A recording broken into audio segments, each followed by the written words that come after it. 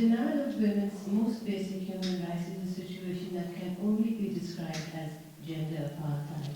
And only by labeling it as such and making it clear that the situation in Afghanistan is a crime against humanity can the international community fight the systematic discrimination against the country's women and girls. We know that erasing women from the public sphere is central to Taliban ideology, and they've taken up where they left off from the first time in power 20 years ago.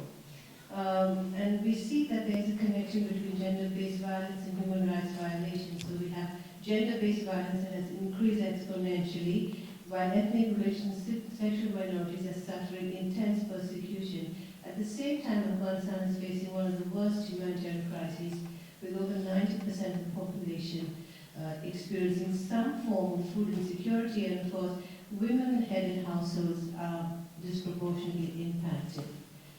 International law scholar Karim Abdul has advocated recognizing gender apartheid as a crime under international law. And such recognition would stem from today's international legal commitments to gender equality, as well as the United Nations SDG Goal number 5, aimed at achieving global gender equality by 2030. We're already at 2023, so you see what lies ahead. Sherzad Akbar, head of the Ramadari Human Rights Group and former chair of the Afghan Independent Human Rights Commission, has urged the Human Rights Council to acknowledge the situation in Afghanistan as one of gender apartheid. The chair of the European Parliament's Committee on Women's Rights and Gender Equality, as well as the head of its delegation for relations with Afghanistan, have described the situation as one of gender apartheid. Richard Bennett, the UN Special Rapporteur on the situation of human rights in Afghanistan, stated, and I quote, "A grave systematic and institutionalized discrimination against women and girls is at the heart of Taliban ideology and rule, which also gives rise to concerns that they may be responsible for gender apartheid." While the UN has already labeled the situation in Afghanistan gender apartheid, the term is not currently recognized under the Rome Statute of the International Criminal Court. Criminalizing gender apartheid would provide the international community with a powerful legal framework to effectively respond to Taliban abuses and to ensure that international commitments to women's rights in all aspects of life are upheld. Recognizing Taliban role as gender apartheid is not only critical for Afghans, it is equally critical for the credibility of the entire UN system. The Taliban's brutal 2 years in power have taught us that ordinary human rights initiatives, while important, are insufficient to address gender apartheid. The world needs resolute collective international action to end this war on women. Your question. There are 3 points that I would like to highlight, and I hope that that will enable us to have more of an interactive discussion. First of all, imagine about the situation if all of us would have come together in the first round when Taliban were in power, and would have advocated and would have codified and criminalized gender apartheid. Imagine we would have had a legal avenue to be able to hold Taliban to account. And most importantly, I truly believe that if we had gender apartheid codified at that time, that would have prevented so smooth return of Taliban back to Afghanistan. Why? Because the US and the other allies would have never dared to just go and easily sit and do a negotiation with the Taliban, hand over our country to them when they were actually recognized for the crime against humanity of gender apartheid. So I think that is important for us to take that into account about the importance of codifying and criminalization of the gender apartheid. The second thing that I would like to, which was discussed, and I would like to draw attention of all colleagues, about the situation that women are facing in Afghanistan. We are really grateful for all the support that we are receiving from different organizations and institutions providing online education, courses, support, humanitarian assistance. But end of the day, how much the world can do for us? Even the parents are supporting their children when they born until 18. After that, they expect them to be on their own. And at some point, in return, they support back their parents. I'm sure at some point the world will be once again, already they have Afghanistan fatigue, and that fatigue is going to come harder on us. For us, in order to be able to have a country that actually we can work and be able to have that self-reliance, it's important that you have democracy, you have democratic institutions, you have a government that has internal legitimacy and as well as external legitimacy, so that you can work with that government, you have a social contract with that government, that you can work for the political affairs of the country, you can work for economical development of the country, you can work for prosperity of the country, you can work for gender equality, racial equality, and all other kind of equality and developments that we need. So that at some point we say, okay, the work is complete. If not completed, at least we are making progress. So for us, it's very much important that we take that into account. And look at the response of the world this time to the situation that happened to Afghanistan. I mean, it was horrific what happened to Afghanistan. With the blink of an eye, our country was handed over to a group that is literally a terrorist group.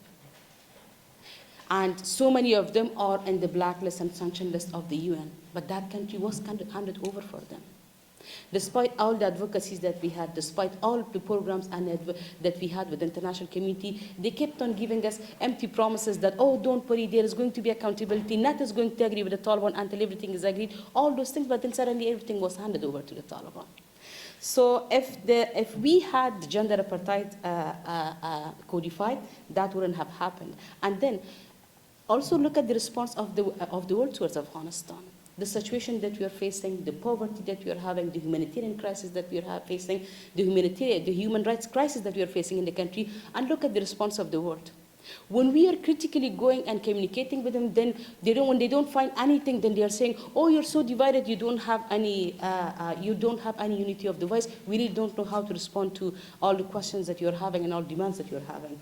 Our response to them is that, do you have unity amongst yourself? Do you have unity of efforts amongst yourself? So I think that level of irresponsible withdrawal, that level of a lack of accountability is because of the lack of the different frameworks and that we have in the international law that would enable us to hold them to account. So we believe that the recognition of and codified of gender apartheid will provide us with that avenue.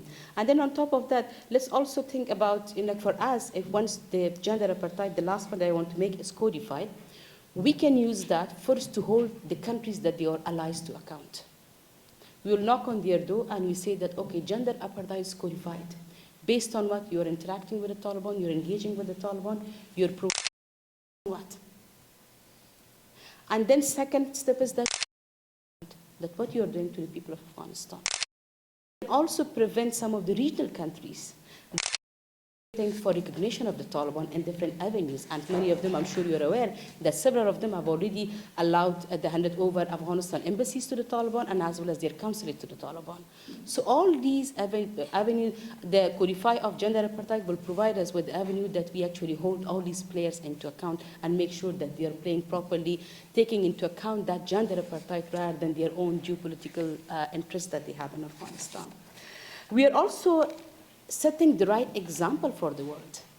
Because once you codify gender apartheid, then everybody understands that if they are not treating women as a human being, if they are treating them as a secondary human being, then there is international law and they are going to be held accountable for that. And then the last point that I think in terms of gender apartheid that can help us out in terms of documentation of the cases. There are so many efforts that once we codify and criminalize gender apartheid, I'm sure many organizations will come with different initiatives that they're going to raise awareness of the young generation, they're going to raise awareness of the young girls and boys inside Afghanistan. They will teach them how to document the cases of the gender persecution and gender apartheid. They will also enable them and facilitate the submission of those complaints to different platforms, and all of them together can help us out that we build up a system that people do not feel powerless anymore. They say, okay, the situation is on me, but there are these mechanisms that I can use them so that I can raise my voice, I document what happened to me today, and finally, maybe not today, there is not going to be justice for me, but definitely tomorrow is going to be justice for me, and there is the world, and there is that framework that actually they are going to document, and they are going to listen what I'm doing. So all these together will help us out moving ahead in terms of gender apartheid. Good point. Yes, fantastic. Thank you so much. Thanks so much, Nargis. I'm going to just pass the floor now to Fatema. Can I just go ahead and ask you my question? So, Fatema, can you tell us how Afghan women in the diaspora are raising awareness about and pushing for the recognition of gender apartheid? Thank you so much. I would like to first thank you for the organizer of this program, for conducting this program, and even this platform can be a very great platform for recognition of gender apartheid as a crime, because it's happening in Afghanistan, and what we are seeing in these 2 years that the Taliban took over Afghanistan. The Taliban as a de facto are restricting women's rights severely and limiting their freedom and opportunities. Under the Taliban interpretation of Islamic law, women face discrimination practices that limit their participation and in the society, state, and economy. Women are completely erased from the public sphere, where access to education, employment, opportunity, and political participation are basic freedom are sacrificed and dramatically restricted. Unfortunately, the educational institutions are not safe anymore for women because they are banned from going to school and universities according to the Taliban policies.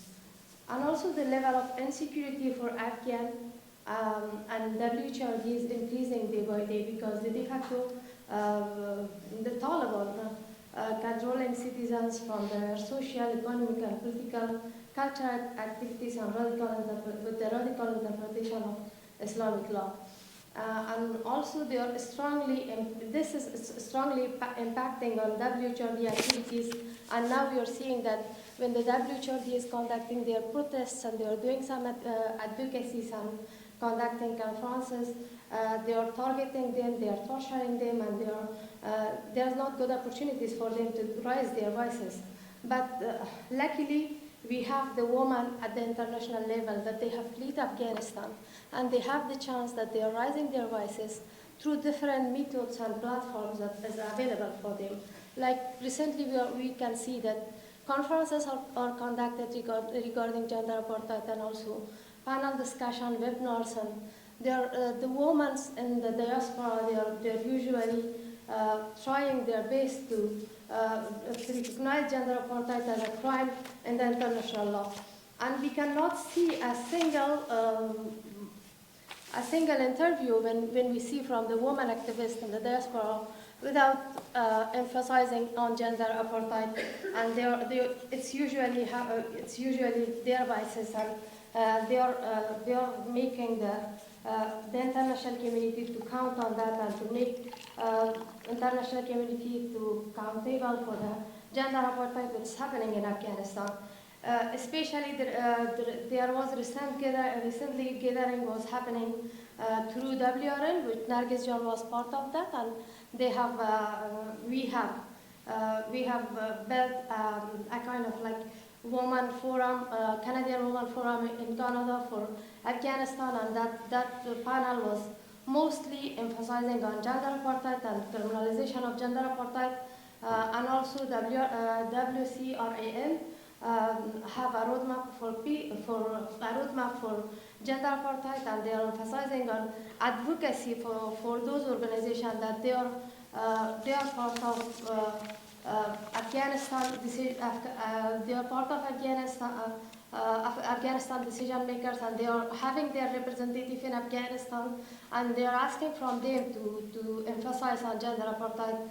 And it's not only women that they are at the international level, they are working on the gender apartheid and emphasizing on this issue. There are some women that they are conducting protests and actively working at the regions, and also Afghanistan. They are working in Afghanistan and emphasizing on this.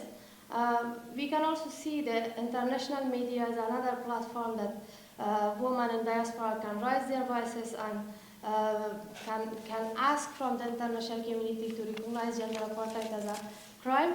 There are lots of platforms, and especially today's symposium can be a platform for recognition of gender apartheid and raising our voice to the government of Canada especially. Thank you.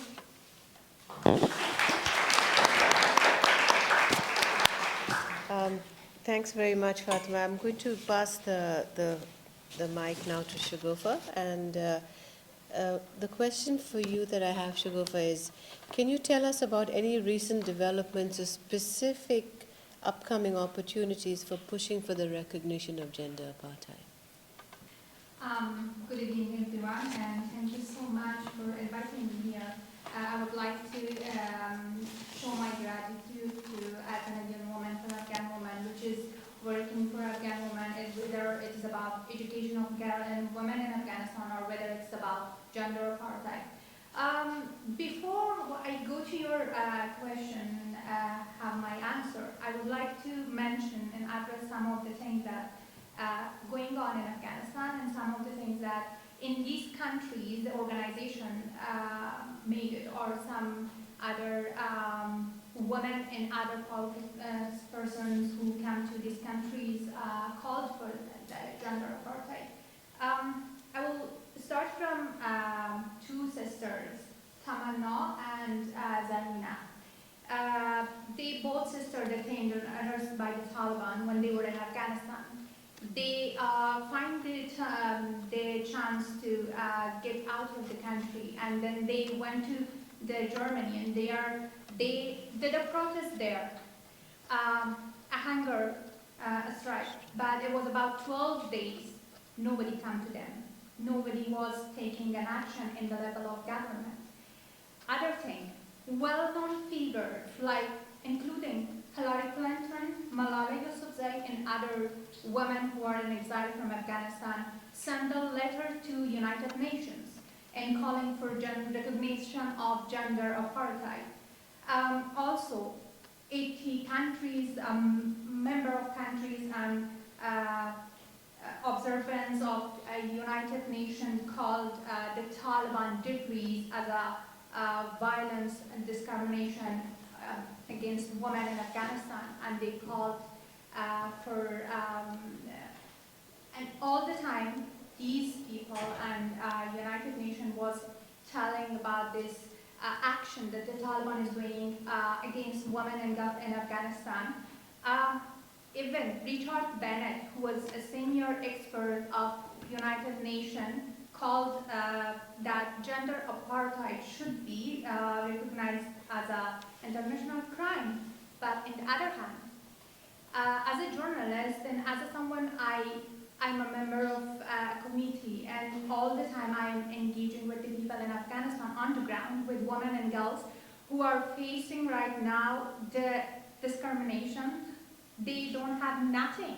And every day they are facing new things, new limitations, that it was about their education, and then it went about their personal life. They cannot go out, they cannot go to park, even they cannot have any decision in their lives. And this is the reality in Afghanistan on the ground. And if you compare this efforts that is going on in the, some platform, even the organization in other countries working, or even activists also working in exile, but on the other hand in Afghanistan there is no change, no improvement, it's against that. It is something opposite. Everything, the situation is becoming worse for women in Afghanistan. That is the reality. But if I say about your question that recent improvement, I cannot see anything in Afghanistan, but in meanwhile, this is important thing that we are here and we are raising the voice. We are advocating, because this is the first step to go and to reach to that goal. And about opportunities, that upcoming opportunities, there's lots of events that about women, about Afghanistan situation. But for example, this is a big opportunity. There's people listening to us about Afghanistan, women, gender apartheid. We should use each single event, each single thing which is about Afghanistan, to raise this voice about the gender apartheid and to push the government. It's not just about the NGOs that are working. It's also about the governments, that they should come out from just giving a statement and just condemning this action of the Taliban. They should come out with an action. And this recognition of gender apartheid can be the first step for that, because this will provide more opportunities to bring the policies, to make the policies that can help in real, that can be something that Afghanistan women can rely on. For these opportunities, each of us, we are member of a community. We have our relations, we have our connections, networks, and we should come together under one umbrella. It doesn't matter that it is woman activists, it is organization who are working, it's just a journalist who's working, or you're an active person in your community. But we want to emphasize that just not recognition of gender apartheid, but it should come along the legal action. Because even if gender apartheid recognized as a crime, then what? The Taliban is making the crime all the time. Education is the basic right, human rights, and whatever is for international community in this country is important. The Taliban say that it doesn't matter. What we want, we do that. So we want accountability and responsibility. And that will come if we go together, all organizations become under the one umbrella and rise this and support each other to go to international community and United Nations and to push these countries who are member of this United Nations and have the right to give the vote and to have this gender apartheid to be recognized. And then we should go for other to be a legal action for it. For example, if the Taliban is doing this to women and continuing their behavior, there should be some sanction. There should be something that push the Taliban to don't do that, to pressurize that. For example, why they are allowed to go to these all countries that still they are not recognizing a Taliban government, they are not giving them legitimacy. But it's not just enough. So we are the people, and we are the one that we can push this. I think that would be the way to see all opportunities, small events, big events, in a country or in an international level. But we should have the voice. Thank you, but I'm going to ask you a follow-up question.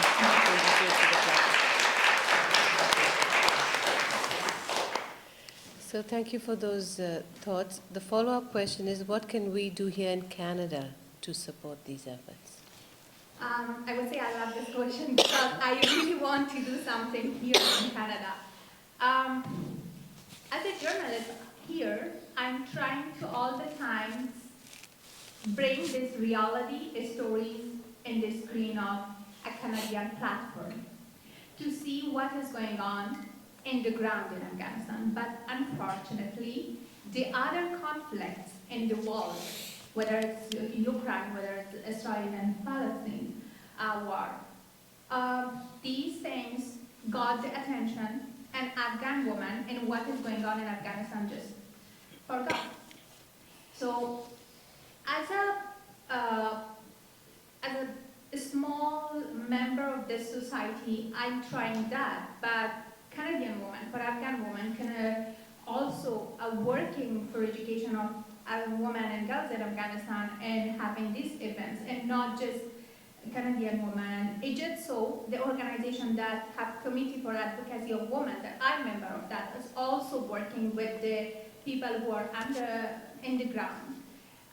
So I'm asking to go for this, just not to having some events and having the statements, but to be together and have something for Canadian government, to push Canadian government to take an action, to have something because they are the decision maker, because they can do something, not me. As a journalist, I can just tell, this is the thing.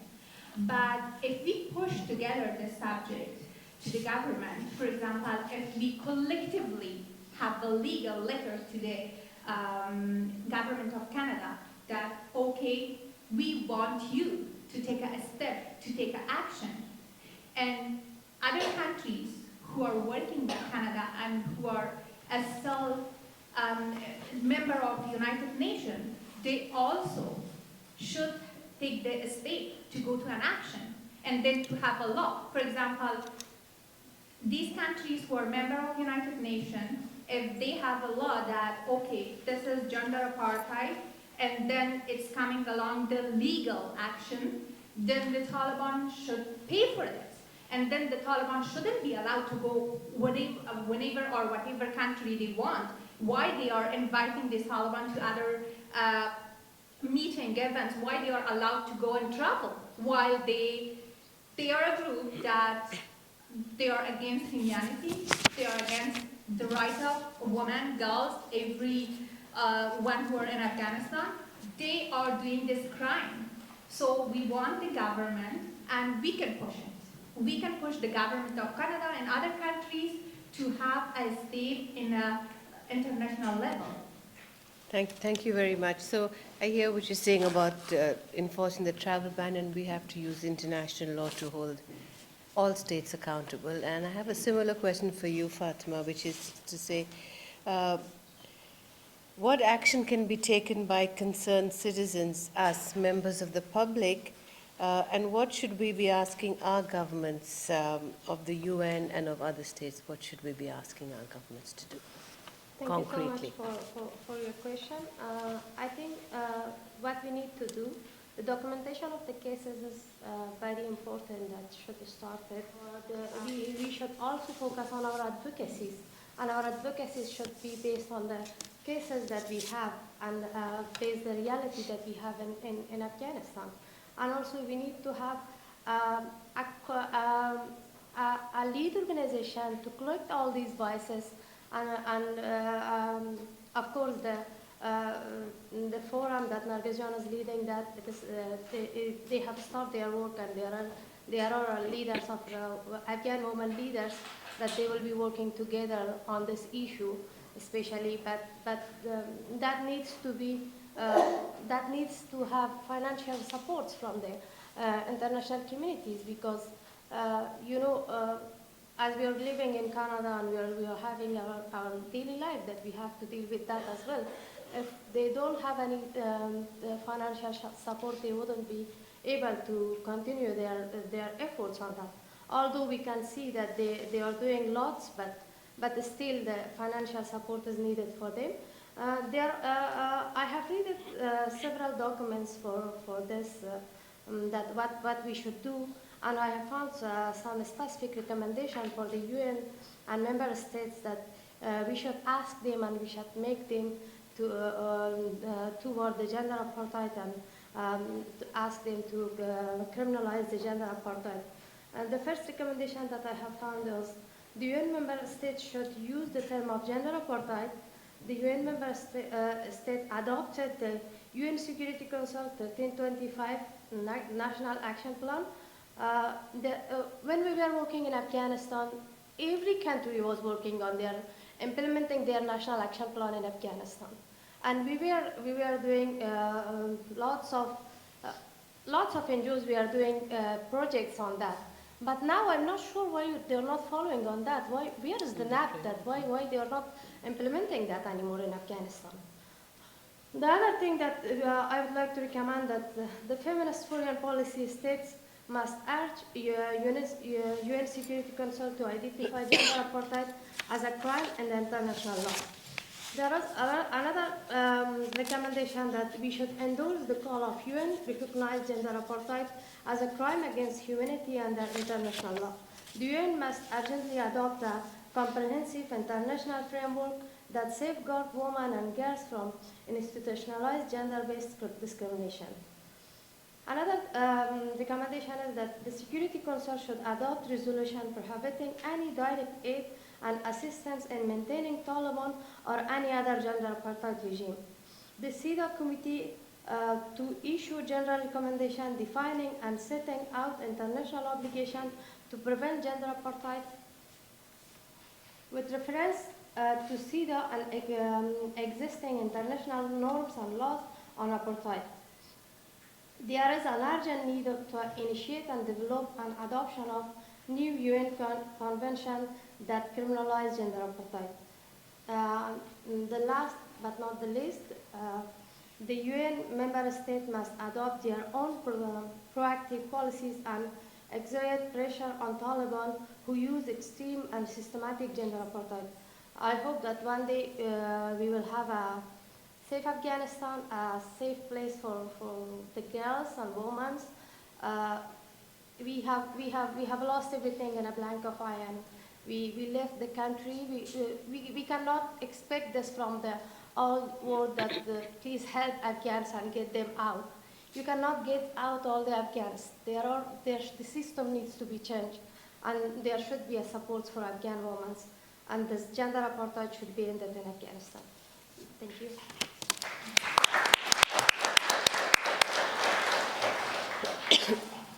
Thank you, Fatema.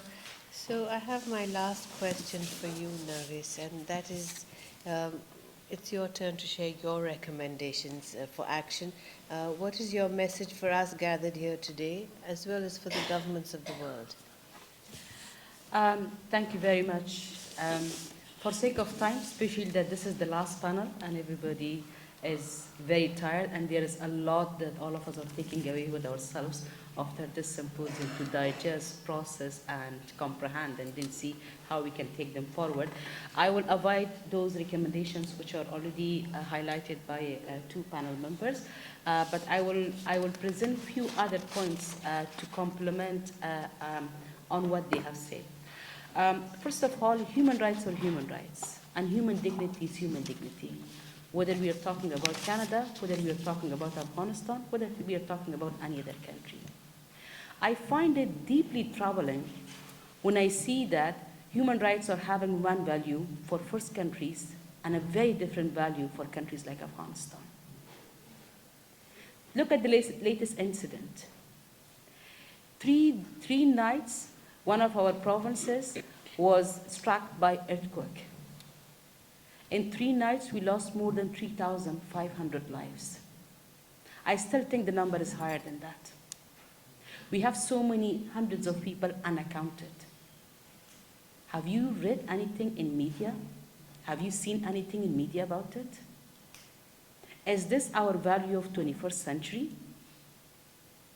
3,000 people were killed in the 9/11 incident.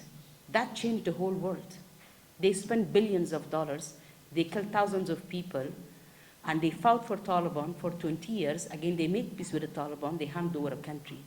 But 3,500 people are dead in 3 days, and nobody's even bothering to talk about it. So I think for us, equality is really important. The world order is changing, and that's what our allies in the West have to realize. They cannot just play with the words of women's rights, human rights anymore with us and just doing whatever they think is necessary for their own geopolitical purpose.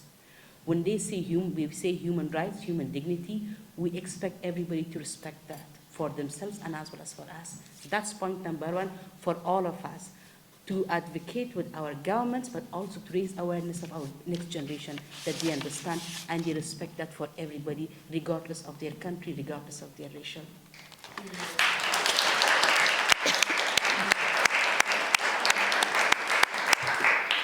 Point number two that I would like to make is about the efforts that we are having, all of us. As mentioned by Fatema John, we have established and launched the Canada's Feminist Forum for Afghanistan.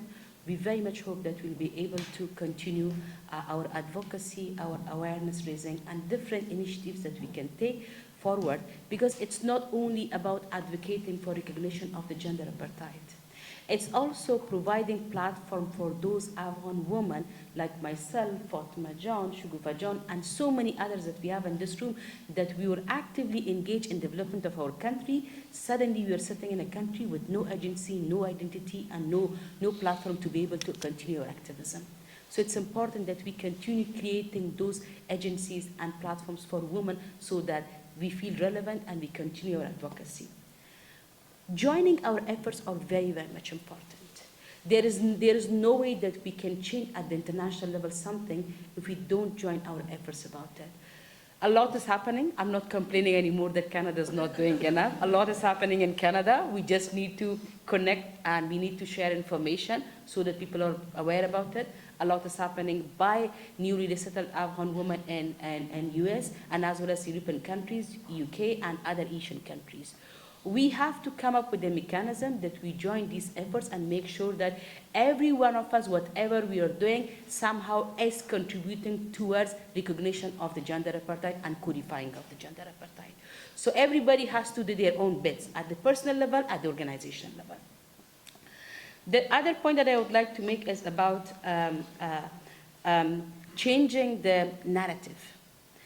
I still see this narrative and misconception in the Western countries that Afghan women are poor, and suppressed and oppressed Afghan women, and they are victims, and we need to find ways to help them. Yes, people are trying to suppress us, people are trying to oppress us. They have adopted a lot of discriminatory policies against us, but we are not suppressed. I keep on saying that if you find one group that is more stubborn than the Taliban, that is the women of Afghanistan.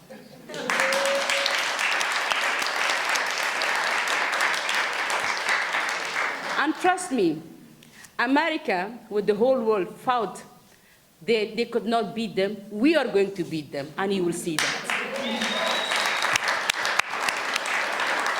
Because our way of fighting is not going to be with gun, with destruction.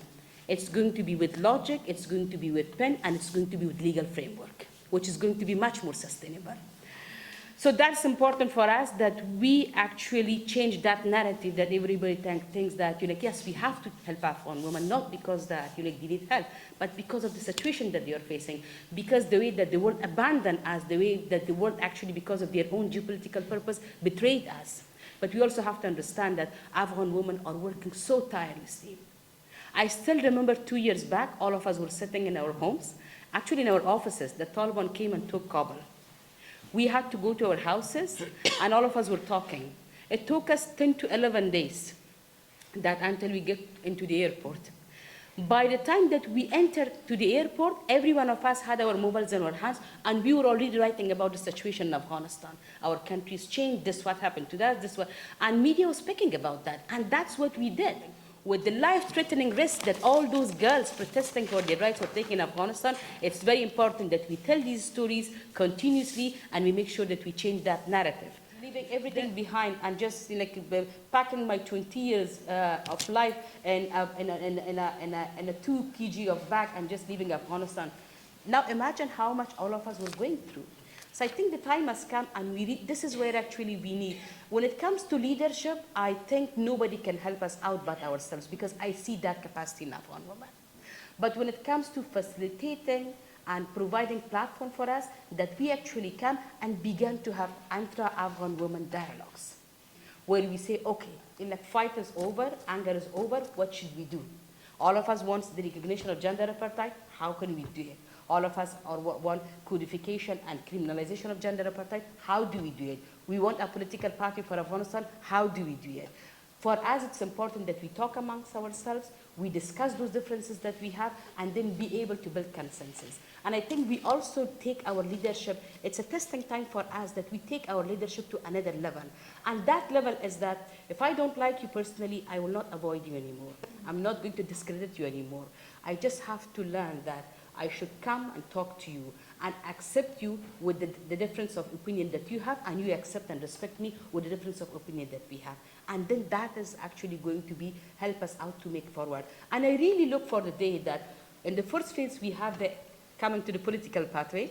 In the first phase we need to have intra-Afghan women dialogue, that we discuss the differences that we have, the issues that we have, we develop a strategy for ourselves, and we say, okay, this is the code of conduct, this is the mechanism, and we are working a little bit, but we really hope that we'll be able to speed that up and scale that up.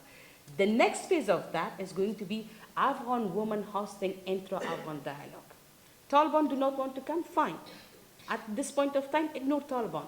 But let's begin to bring other political factions to the dialogue and then begin to talk to them that, okay, what do we do about the situation in Afghanistan? Because that is where actually you're building momentum.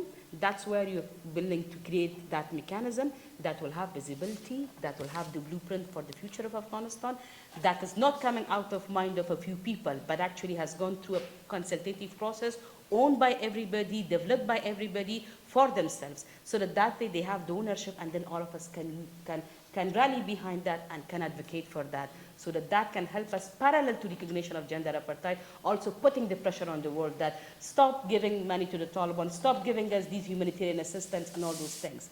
Give us, help us out that we have a political solution for Afghanistan, so that all of us can return back and get Afghanistan back to a normal situation. Because what is happening in Afghanistan today, how long? 2 more incidents in the world we are forgotten. Just really read the report of UN. They don't even have this year 10% of the funding that they had for provision of humanitarian assistance to Afghanistan. After 5 years, nobody would remember us. And I don't know daily how many lives will be lost because of the poverty that we'll have. So for us, it's important that we take both of them into account. The last point that I just want to make, and then I think there is one thing that amazed me, and that is, I keep on saying, I say, the social media and the technology should be grateful first to COVID and second to Afghan women when it comes to their usage. Because nobody knew Zoom, nobody knew WebEx, nobody knew any of these technologies before COVID. Suddenly when COVID was there, it was being used so regularly for meetings, interactions, dialogues, and now it's very much normalized. It's totally fine. With a little bit of cat up and down, but we can hear David from Doha and all other people from different parts of the world.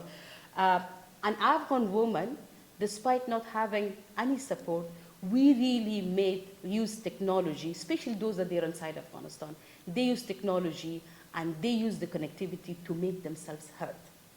Today, if anybody is going and making a statement, only a statement, forget about decision, about Afghanistan, they hold them to account within hours. And they say, why did you say that? How did you say that? Who did you talk about it? You need to come and be accountable to us. So I think the technology is also important, because that connects us with everybody and with the women inside Afghanistan, and that also empower us and enable us for holding the accountability and making sure that whatever solution is coming from Afghanistan, it should come from us and it should be led by us.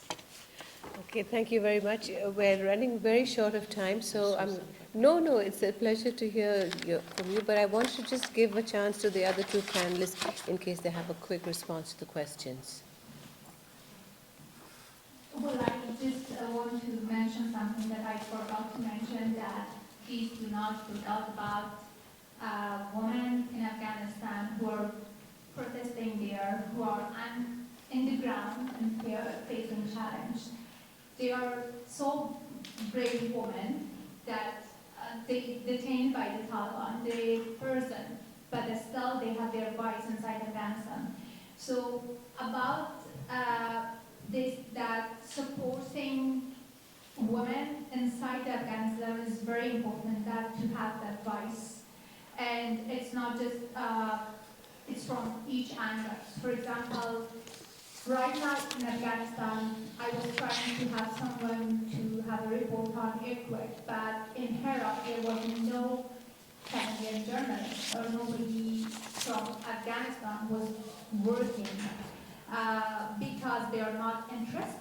If they are interested, they must have reporters in Afghanistan, which these media have for other countries, like what's going on in Ukraine or in Israel, Palestine. But this is the showing that Afghanistan is not anymore priority or important.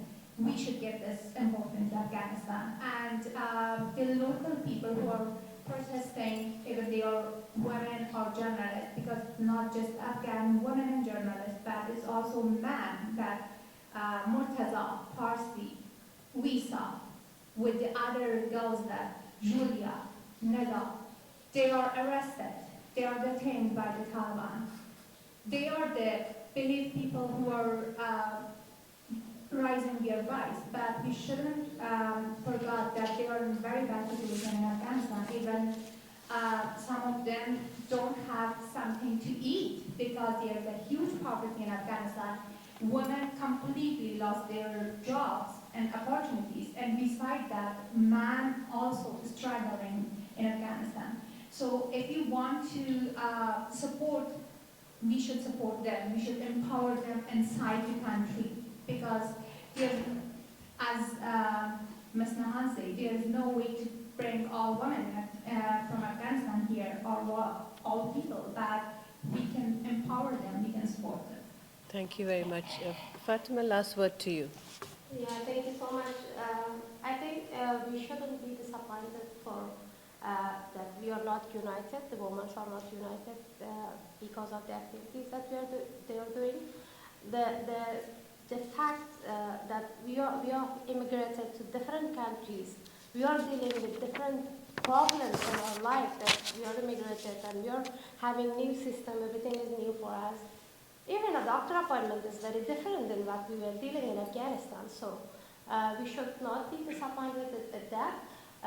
Then there are lots of incidents which are happening all over the world, and they are covering and shadowing the Afghanistan situation. So it's still Afghanistan women voices that they are making the international community and the other people to be accountable to hear us. Thank you. Thank you.